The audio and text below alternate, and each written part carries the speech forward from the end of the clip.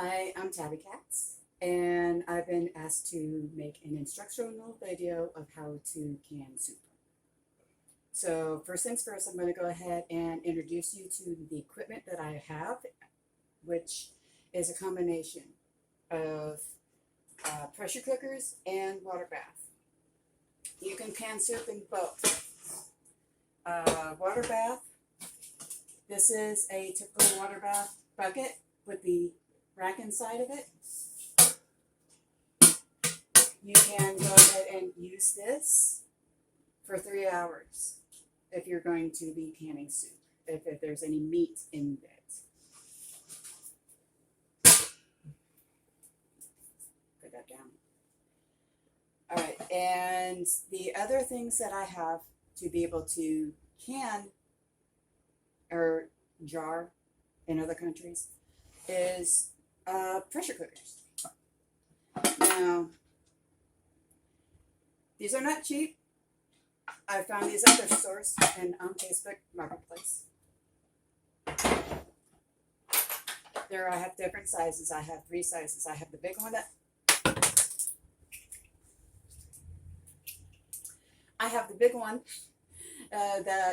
Walmart sells, if they ever get them in. And then I found this 6-quart at a thrift store.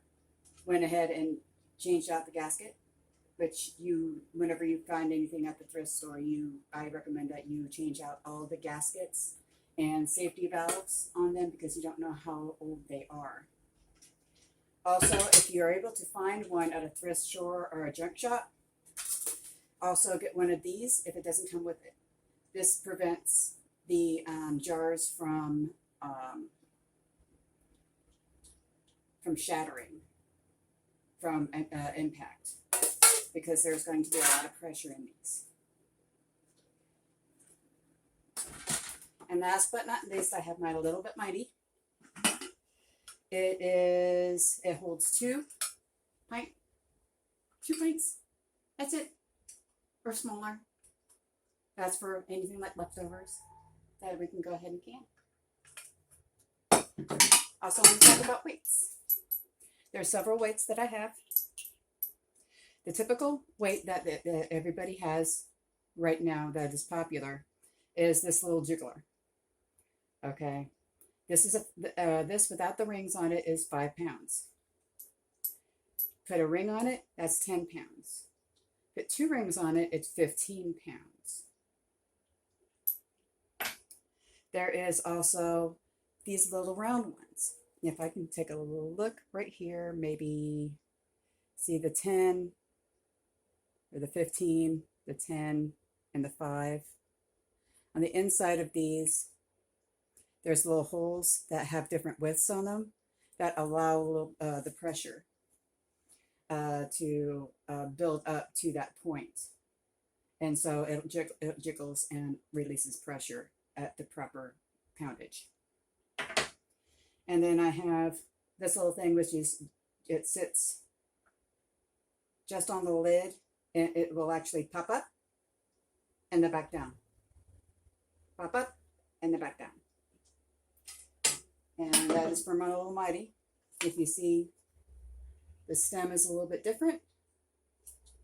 It sits on there and it comes up, stops, releases pressure, goes back down.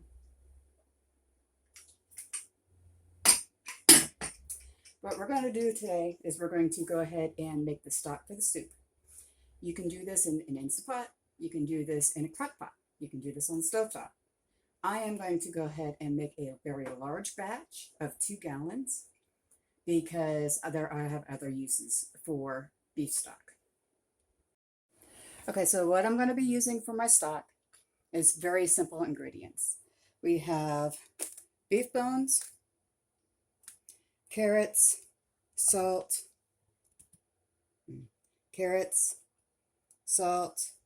I added a little bit of apple cider vinegar in there to help draw out the nutrition in the bones.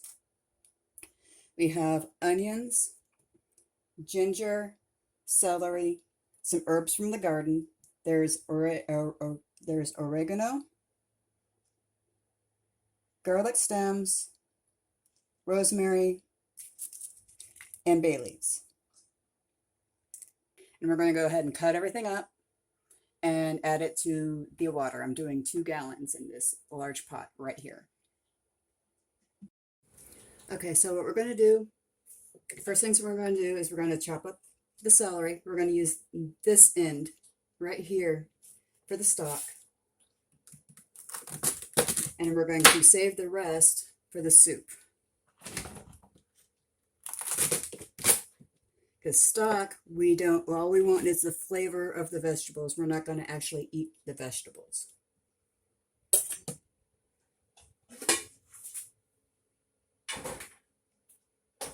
We're going to add this. We're going to add our herbs. You can put these in a little baggie, like a tea baggie or whatnot, so it doesn't get around so much. But I strain my stock with cheesecloth, so you don't have to. So here's the rosemary. Here's bay leaves from my bay leaf bush. These are garlic stems. We grow garlic. Okay, there's a big old stem that comes out with the leaves and leaves and everything. Okay, I save these for my fermenting and my stock. I also picked up some oregano out of my garden. This was, the oregano right now is flowering, so I took some of the flowers off because that's, we're just going to be flavoring the stock and not adding extra oregano into the soup. So I have some old ginger.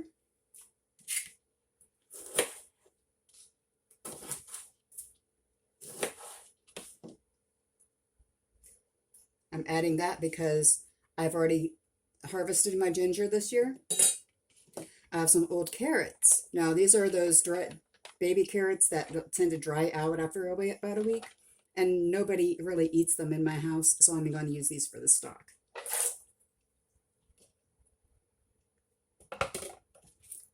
Onions, cut off the ends. You can peel it if you want.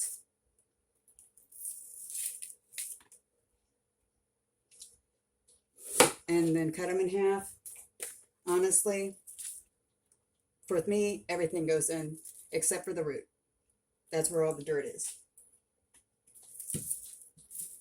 So here's what I do. Just cut off the bad parts. Make sure if there's no bad parts in here like this.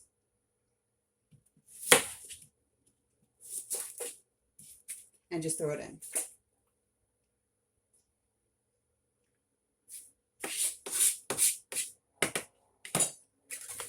Now here we go with the beef bones. I'm going to add all of these. You can make a smaller batch if you wish. So I do believe, depending on the size of your, depending on the size of your pot. Since I'm doing 2 gallons, I'm doing 5 of these packages. If you are doing, say, a half a gallon of stock, you can use 1.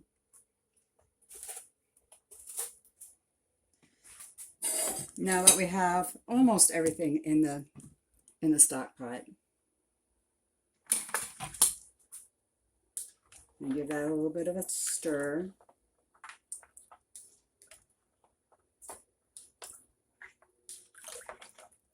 Now you'll want to add, for 2 gallons, I'm going to add a cup of apple cider vinegar.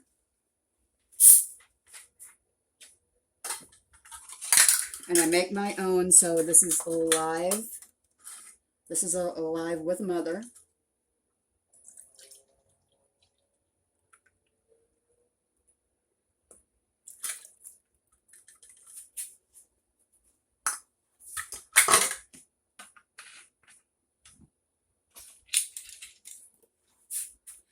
And then I'm going to add 2 tablespoons of sea salt. I don't use ionized salt in my home.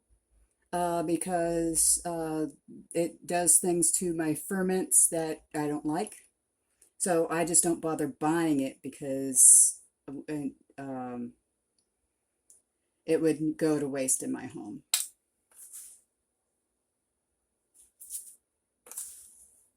And 2 tablespoons will be plenty of salt. Now what we're going to do is we're going to go ahead and turn this up on high. If you don't already have your water already boiling whenever you put these things in. So we're going to put it on high, we'll put the lid on, and let it come up to pressure without the weight.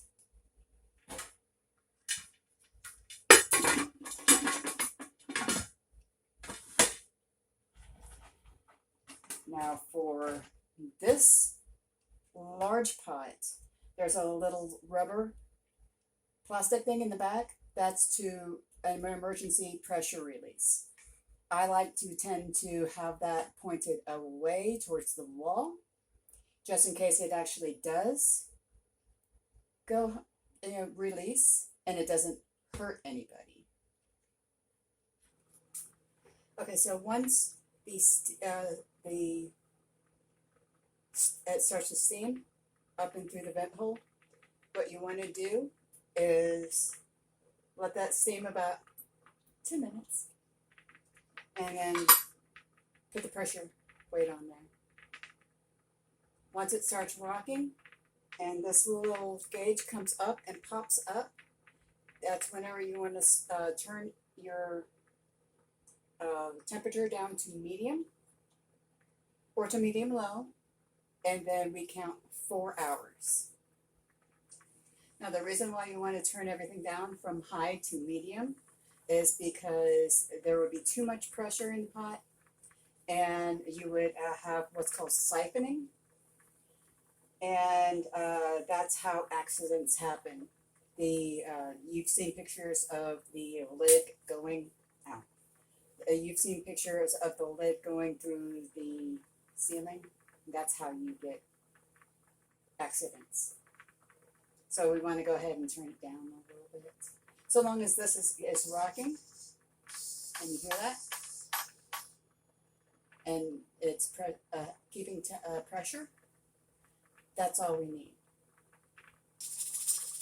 Okay, now that it's jiggling, we'll go ahead and turn down the temperature to medium and let this sit for 4 hours. The reason why it only takes 4 hours this way in comparison to, say, if you were doing it in a crock pot or a regular stovetop pot, is because of the pressure. The pressure actually condenses the heat inside the vegetables and the bones to actually create this stuff. Now you can make this in a crock pot. Usually whenever I make it in a crock pot, it'll be about 2 days. Or the roaster pans. I don't have one of those, not yet. I have my own one. Or you don't even need the lid on this to make it on the stove top. This just makes it to where it's ready today. Now, in order to make any type of soup or use this in any type of recipe, I'm going to go ahead and can about half of this, so that way I have it for later use, but I'm also going to make some beef and barley soup. Now, whenever you're making beef and barley soup, you can completely skip this. You can completely skip this step. You can use box stock if that's something that you are familiar with. Okay, now that is 4 hours later, and we turn off the heat, and now the pressure indicator has already gone down, so we can take the jiggler off the top.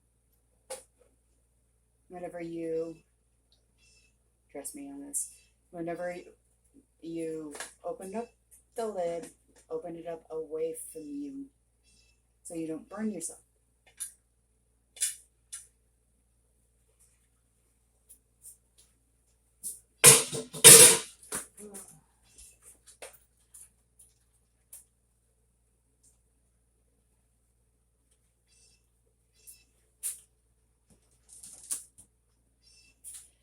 have a whole bunch of stock. Now, one thing that I thought about while we were waiting for this to cook is, why didn't I roast my bones?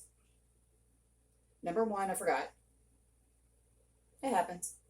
Number two, it's not always, you don't always have to roast your bones. It's personal preference. The roasting of the bones actually gives it a more of a browner flavor. If that makes any sense to you, it's more like brown beef than it is a raw beef type of stock. So it's basically flavored.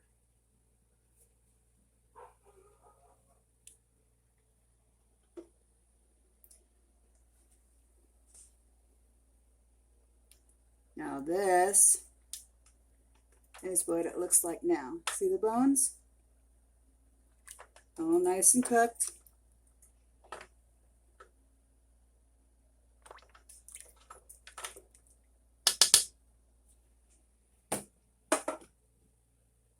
And now what I'm going to do is I'm going to actually strain all this out, reserve about half of this for later use, and then we're going to go ahead and make the soup.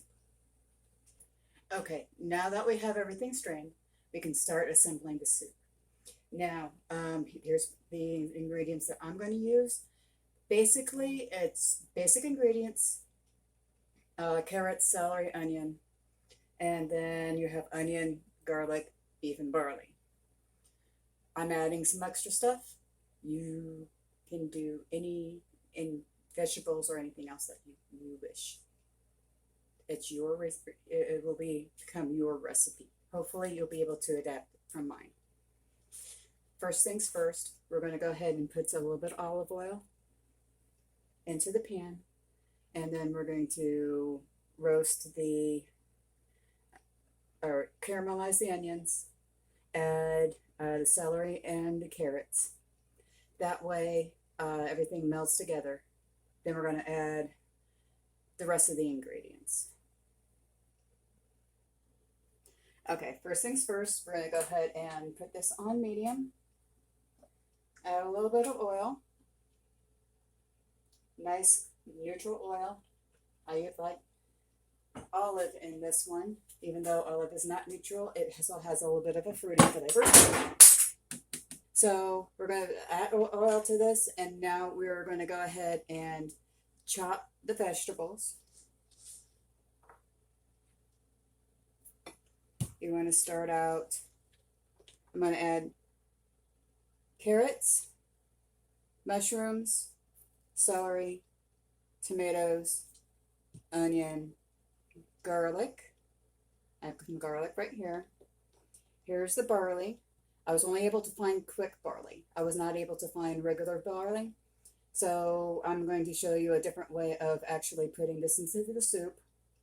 And I'm going to add a little bit of some red wine to give it some depth, because beef always goes well with red wine.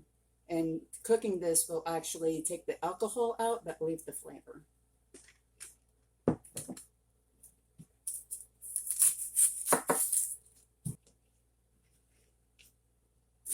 Now these are going to be chopped up, say about 1/4 inch cubes.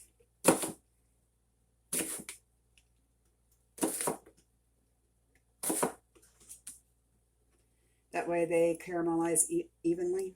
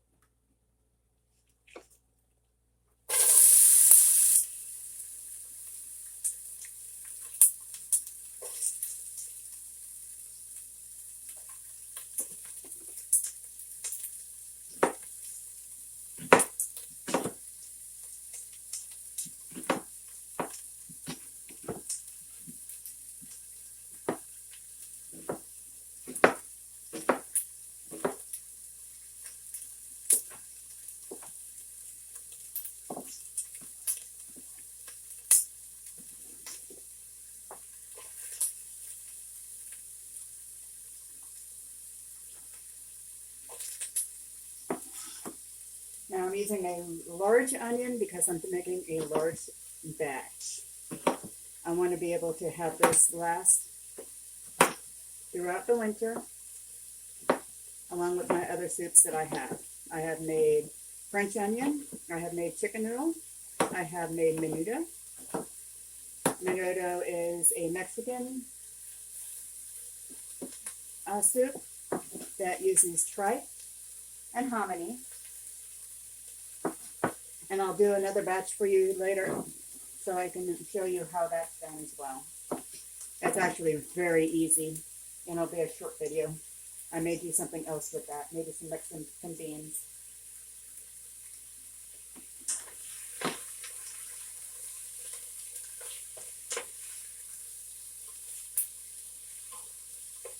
Okay, you want to fry that up just a little bit. Give it about 3, maybe 4 minutes. Now, I don't want to add salt to this. There's enough salt in the stock to make everything very nice. So, right now, all we're doing is we're letting the heat sweat the onions.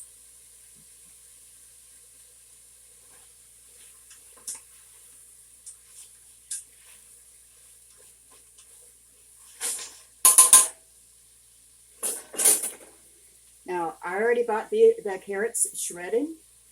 You can do that, or you can shred them yourself. Completely up to you. I'm just lazy.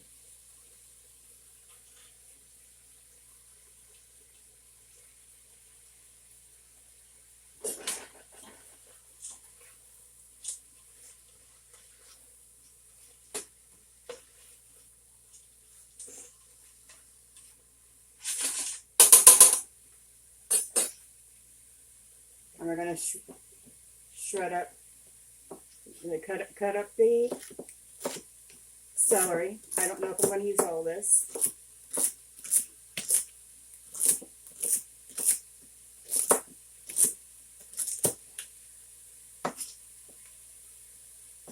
And my sister would say, put a towel underneath that. I know this.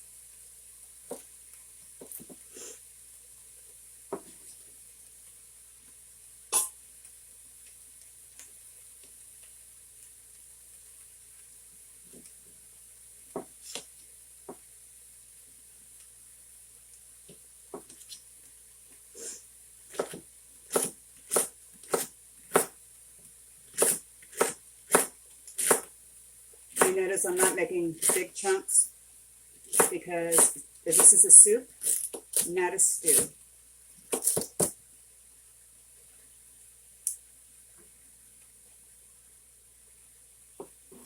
I think I might put the rest of this away.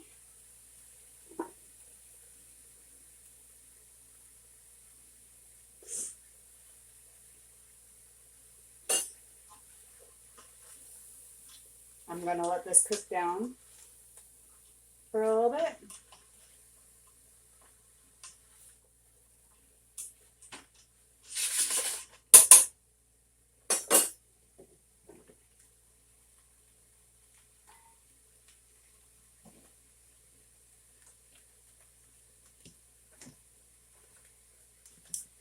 Now, I've got enough garlic over here for about 2 cloves. We are a garlic-loving family. If you don't like this much garlic, don't put this much garlic in. But I grow my own garlic. Most of my garden is garlic in the wintertime. And I can't actually plant any spring crops because I got so much garlic. And we're going to chop this all up. I might get my little blender out. But we're supposed to be professional here, right?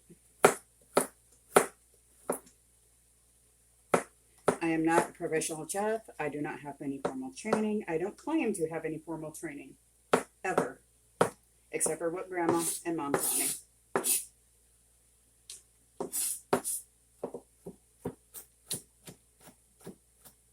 You want to go slow with the garlic initially because you don't want it being thrown everywhere. You want to have a decently sharp knife.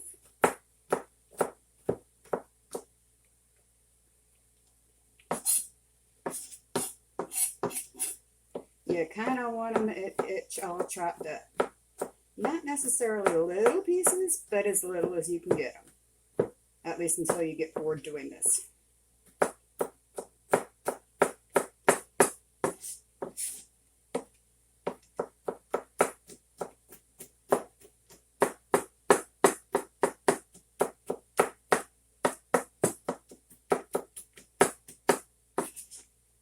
It just takes a little bit of time and patience and wine.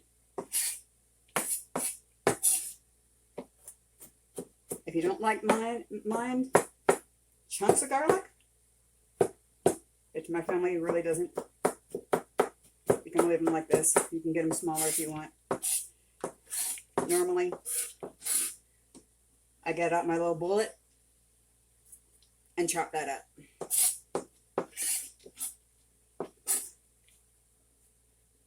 We're going to go ahead and put that in a pot.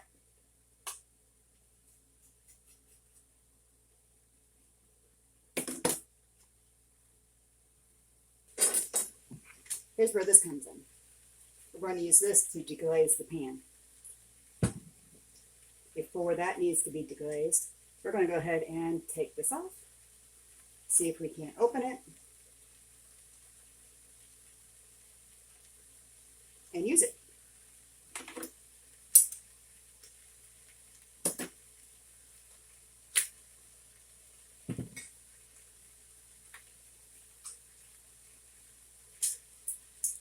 So, here we have my fancy dollar store wine opener.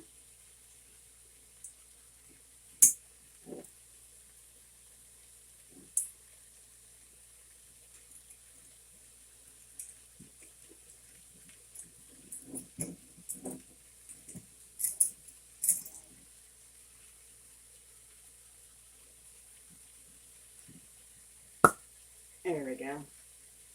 Oh, that's big. Let that breathe for a minute while the rest of this cooks.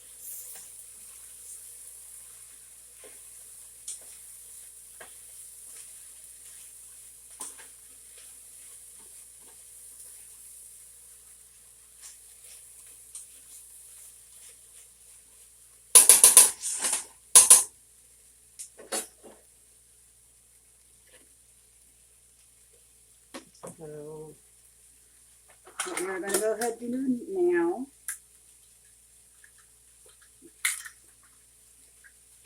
okay, so this is starting to brown.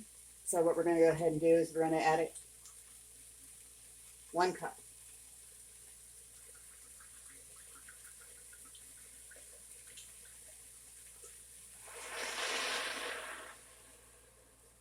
The reason why you do 1 cup is because the stuff is strong. If you got cheap stuff, you might want to add 2 or 3.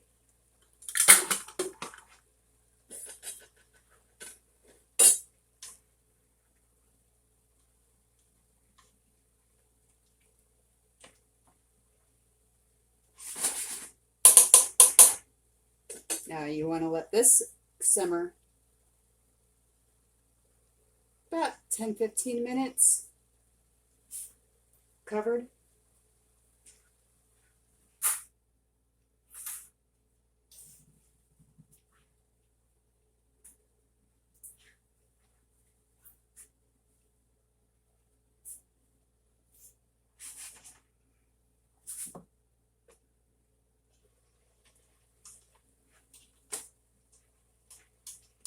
Then you want to uncover it and let it continue. You want to reduce the wine a little bit.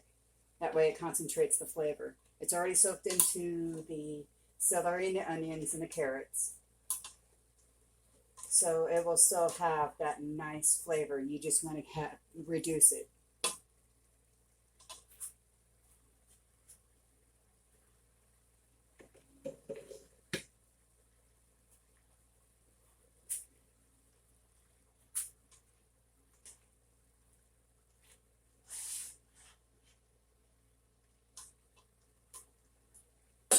while that's reducing, we're going to go ahead and cut up the tomatoes. And if you notice, I added a few herbs. I've got sweet basil that I picked from the garden this morning. I'm going to add to this. Now, this is optional. Everybody has, it's a lot. Some people add kale to their soups. I'm not a big kale person. I thought about maybe bok choy or Swiss chard, which I enjoy. I'm not a huge collards person, but I have a ton of these. They are sweet potato leaves. You can eat these. They taste just like spinach. So I'm going to go ahead and add this to the broth as well.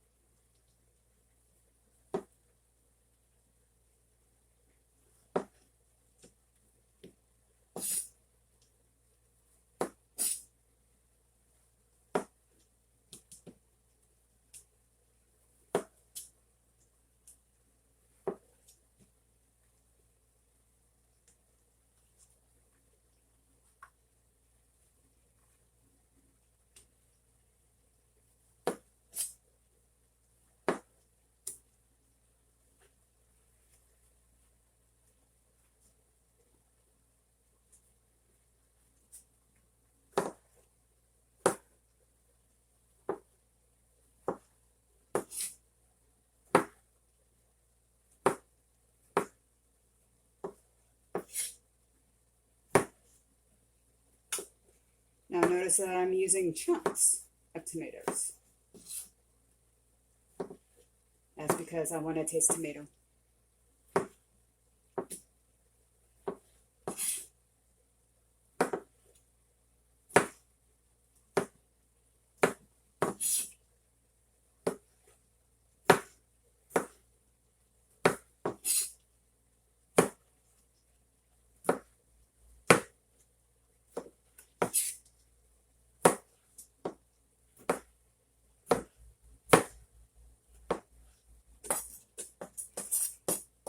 This is 4 aroma tomatoes diced up. That's a lot of tomato.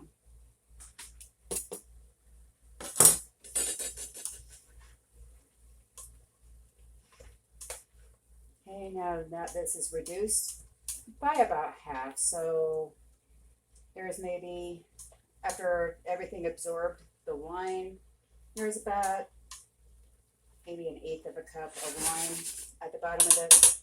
I'm going to go ahead and add the tomatoes.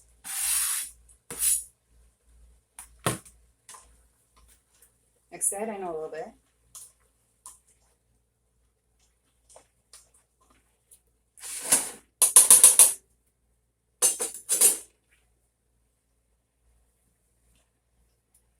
The mushrooms.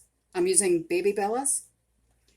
You can use white button, you can use shiitake, anything that you want. I'm allergic to shiitake, so I cannot use those. I'm going to put the whole thing in there because mushrooms shrink.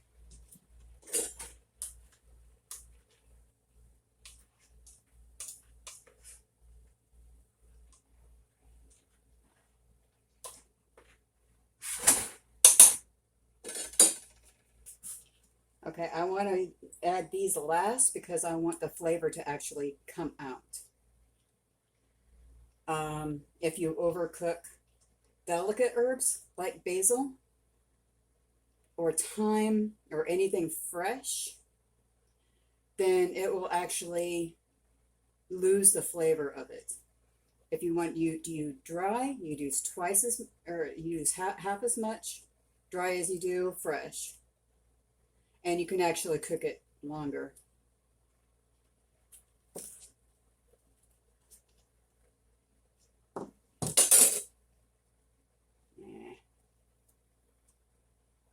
Supposed to roll it up like a cigar.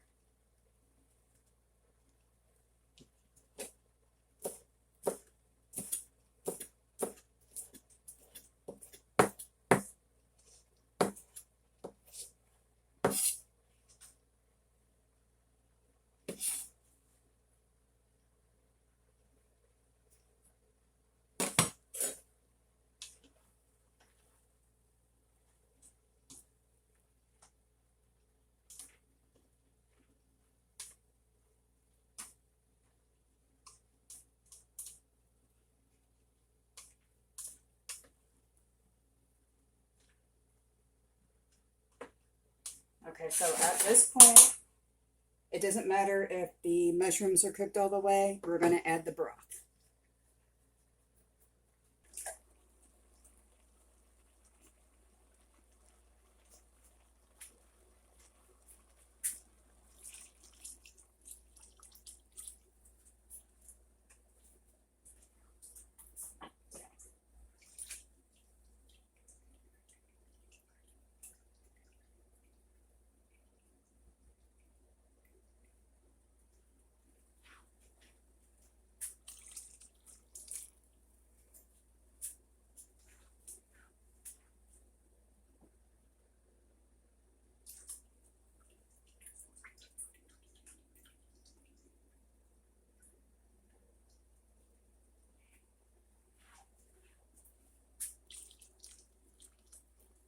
There we go.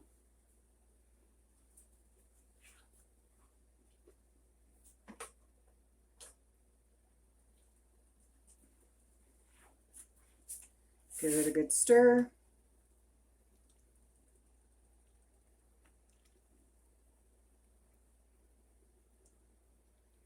And let that cook completely and all the way through. About another 20 to 25 minutes. Okay, once it comes up to a boil, what you wanted to go ahead and do is add the cut up sweet potato leaves, because it will take nothing for these to cook down.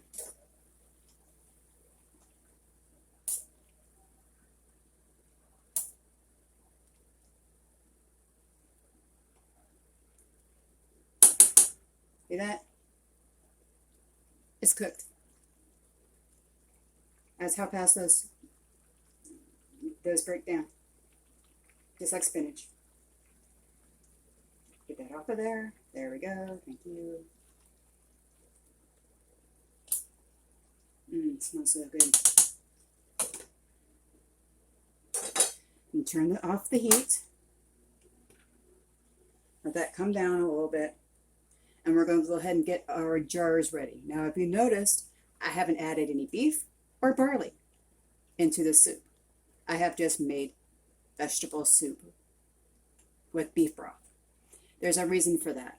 And I'll go ahead and go over that whenever I bring out the jars. Okay, now that they have the soup-ish done, here's what we're going to go ahead and do. There's a reason why I haven't put any barley into the soup yet. I am celiac, which means I cannot have anything wheat products, barley products, or rye products. The barley soup that I'm making right now is strictly for my husband, and I'm only going to make a few jars. The rest of this, I'm going to actually add lentils to it to be able to make up for that barley thing. So I'm going to add 1 tablespoon into the jars that I'm going to make for him.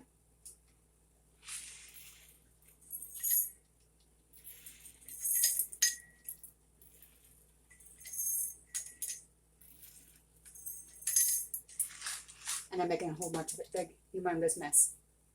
See? And we go that way. Barley, barley everywhere.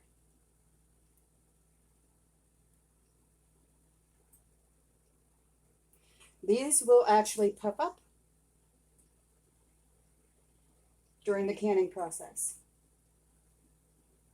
Don't worry, I've wiped down my counters with bleach, so this is quite safe for him. Hee hee.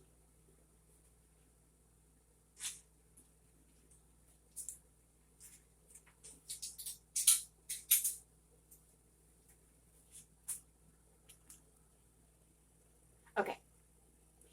Now, the reason why I didn't put the beef in here is because it'll overcook. I mean, yes, technically, it cooks. You can actually brown meat and can the browned meat. That's how I make my pork and beans, is that I will actually use smoked pork and can everything, put everything together in what's called a raw pack. can those, and hopefully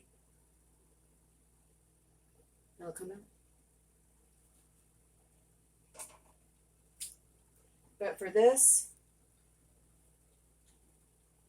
I want to go ahead and add about a half a jar of beef. This will ensure that there's beef in the jars instead of having to fish for beef in the soup to put into the jars.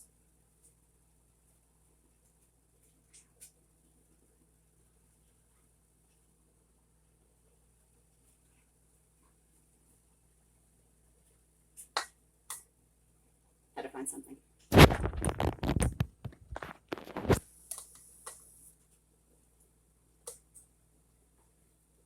Now what will happen is that this beef will actually shrink, make its own juice, and will add to the broth.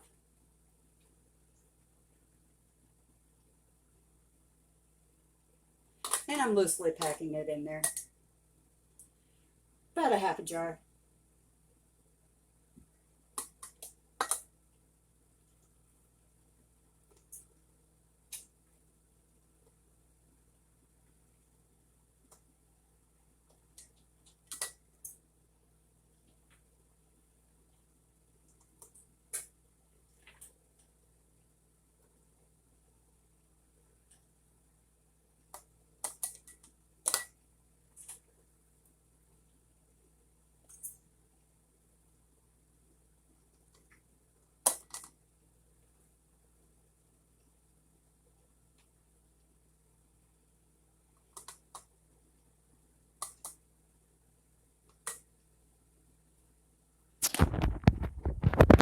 Now this is where you want to taste the food. You want to taste the broth with the vegetables and everything else, see if it needs any salt. If it needs salt, add it now, because what you're going to can will come out the same way. It's not going to change. There's not going to be no flavor change. What goes in will come out. But there's plenty of salt in here. I can taste the basil. I can taste the other herbs that have already been cooked into the broth. It actually helps with the flavor of the broth itself.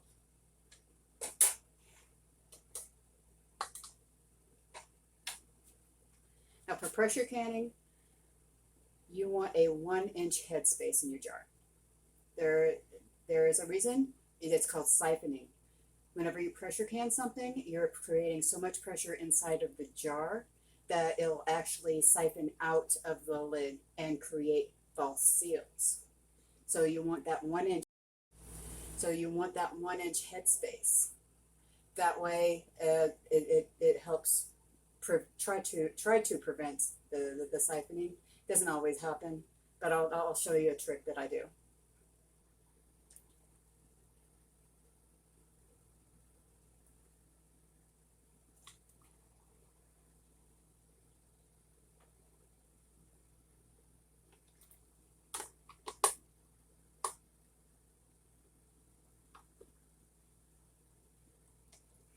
And for you who have no idea what an inch is, you want to fill it to the bottom rim.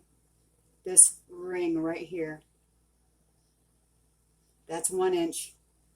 Actually, that's about 3/4 of an inch. So if you want to get it a little underneath there, you can.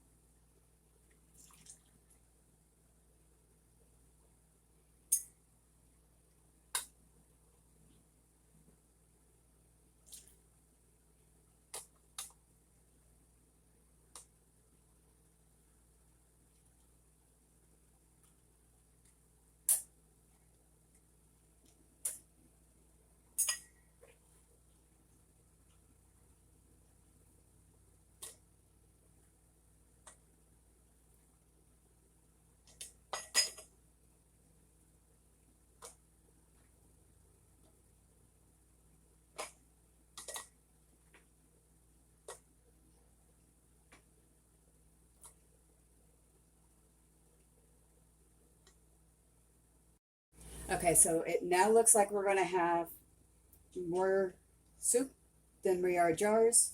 So we're going to go ahead and can those at a later date in some bigger jars for later. This was 2 huge round steaks, by the way.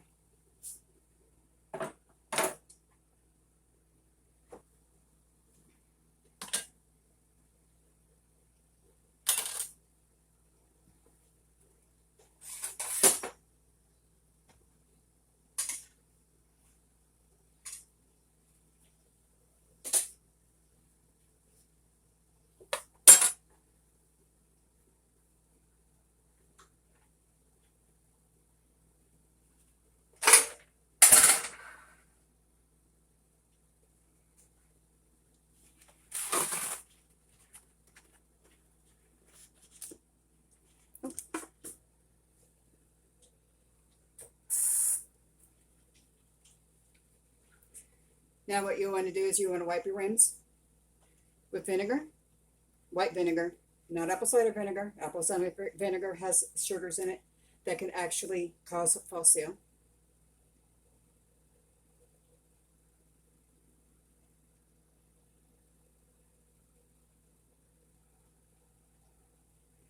We have 7 pints.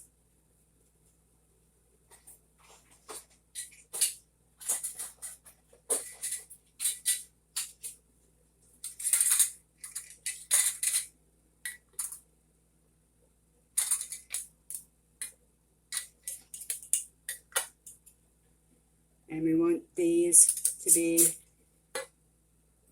not finger tight, but not hard tight either. Because if they're finger tight, you run the risk of them popping off in the middle of the canning process.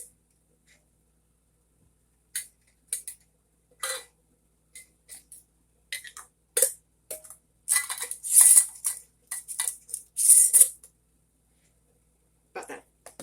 That's it.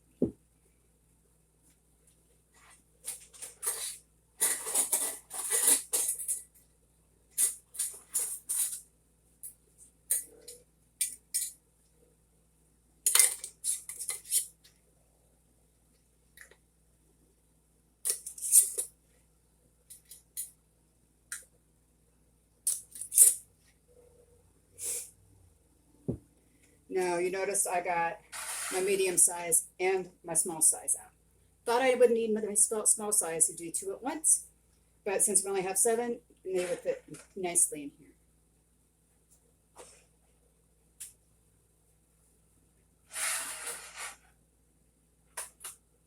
Again, you want to bring this up to pressure.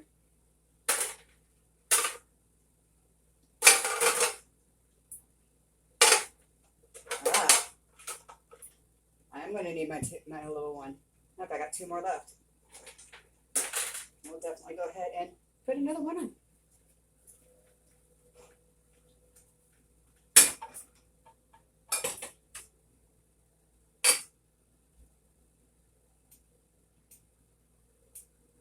Maybe not. We'll do these at a later date.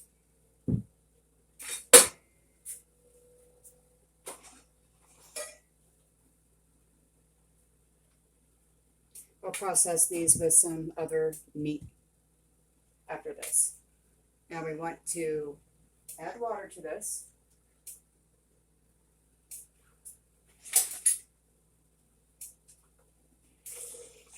About 1.5 to 2 inches.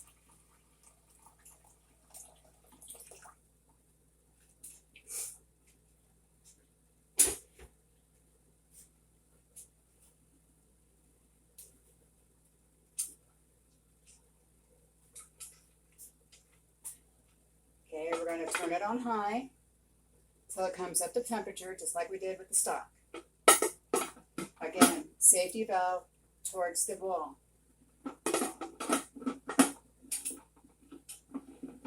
This one's a little bit different. Actually has a latch on the handle that you can turn under if you want. and we're going to wait for it to steam, and then we're going to put the gauge on here. Now for meat, for pressure cooking, it's going to be 75 minutes per pint or 90 minutes per quart. The reason why we're doing this is because we are sterilizing the inside of the jars as well as the food inside of them with high pressure and high heat in an anaerobic environment to where there's no bacteria that will actually grow inside the jars. If the seals stay properly sealed, then these soups should last years. I'm thinking years. I have fish from 2017 that is still good that we're still eating. Okay, now, equipment. If you don't have one of these, get one. This is what you're going to remove the jars from the canner, whether it's water bath or whether it's pressure cooked. It will burn you. I saw on a video once that somebody was trying to use the flat end to grab jars like this. I about peed my pants laughing because there's a curvature right here. That's how you use it to pick up the jar. Just wanted to put that out there. Okay, it's the next morning, and I've gone ahead and processed all of these last night. You can tell I haven't quite cooled down a lot of these yet because I still have the rings on them. But you should, whenever you're done processing them, take a look. If you can pick them up from the lid and they don't pop, then you've got a really good seal, and that should last quite a while. Here's the beef with barley, these 2 rows, beef with lentils right here, and then these are the beef stock that I made.